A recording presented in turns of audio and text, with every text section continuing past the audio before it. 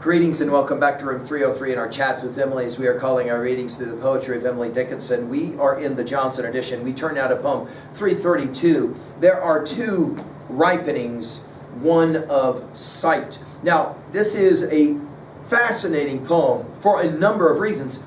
She sent this one to Kate Scott Anthem while she was visiting Sue and Austin, possibly across to the Evergreens. And I think that it's clear in our study of the first 331 poems and our assumptions that you've been following our stuff at learnstrong.net down that left-hand side, Chats with Emily. I'm hopeful you've worked at our set of introductory comments where we commented on Emily as this poet who's always kind of thinking about poetry and thinking about herself as poet.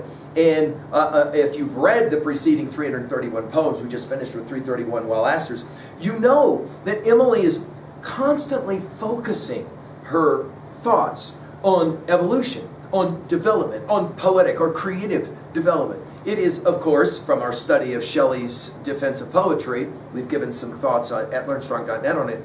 You know that we have commented on the fact that Shelley was very interested in what it is that defines the creative process, and in this poem it's going to be the ripening. Now, we're back to Emily and another poem about comparisons. There are two ripenings, an inside, or an obvious, an external one, and an interior one. There are some scholars that think that maybe this idea of ripening comes specifically from Shakespeare's Lear, 5:2. You'll remember when Edgar says to his father Gloucester, ripeness is all, which seems to kind of lay on top of course, Hamlet's observation in Hamlet 5, the readiness is all, the ripeness is all, ripeness is all. This notion of how is it that things come to full fruition? Here we're going to go from apples and peaches to nuts, okay? And the differences in which those two will develop or evolve, if you will, right? The obvious question is here, how does one achieve ripeness? Is there more than a single way to do it? And I think it's important as well for us to go back to Keats's To Autumn, a poem that we've spoken about several times already. Emily's love of the seasons, and especially to move from spring to autumn. She says it this way: there are two ripenings, one of sight, whose forces sespheric wind until the velvet product drops spicy to the ground. A homelier maturing, a process in the burr, that teeth of frosts alone disclose in fair October air. Now, notice that the poem is actually divided into two, and she, of course, will say there are two ripenings. Notice she capitalizes it. And the first one is of sight. The second one is a homelier maturing, that is to say, we don't see it so well. And then she uses the exemplar of the peach or the apple, whose force is spheric, round, right, okay, until the velvet product, we immediately think of peaches in that regards as well. Think of velvet back at poem 328 with velvet head, right? The velvet product drop spicy to the ground. In other words, the peach or the apple will stay on the tree for a while, and then it will drop to the ground after it is mature or ripe. And that's really what I think is the other word here, maturity, ripening. In other words, one way that happens is so obvious, it's so visible. Notice her referencing to all of the different senses here. But then, and of course that's the focus on really product, there's a homelier maturing. Homelier here is her word for hidden, right? That is to say, we don't see that process. Well, okay, we can talk about apples, we can talk about peaches, but let's talk about nuts. They end up inside of that, that kind of encasing, that burr that has even spikes on it. What about that kind of ripening or that kind of maturing? Well, it's homelier. That is to say, it's not as celebrated. We know how Emily has already been playing games of her poetic process in that regards, right?